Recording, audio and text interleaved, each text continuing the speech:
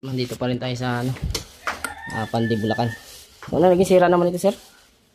Noong ano, intik up, tapos nung nagamit, naglalagot naman siya, sabi ng anak ko, yung Naglalagot naman na. Tsaka naiingayin ako ng paandrin ko, maingay masyado. Kaya. Try mo. Bakit ang andar? Oo nga. Bakit na? Lakas pati ng lagapak. Oo, yun nga. Kaya nga, oo, ang gagawa eh. Bahala ka na.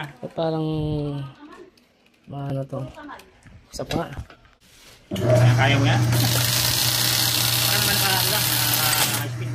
Grabe lakas ng bagsak.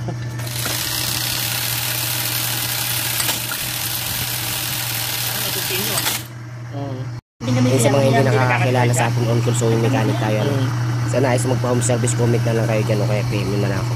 Ito, ayusin natin to. Bahala ka naman ulit karte. Lakas ng alog. Kasi mapakaluwag noon. Malumano na siya. Lakas na ng alog.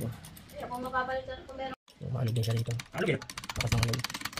Ang babo ng timingan nito. Masyado mataas ang karayom. Kaya magpapatid talaga to. Baba na natin to.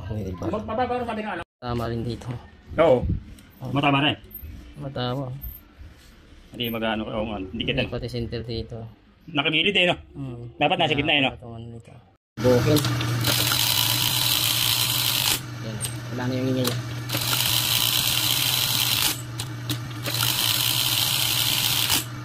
Yan. Wala na yung ingay. Di katulad kanina, sobrang lakas ng lagapak. Saka hindi na pati siya nagpapatid.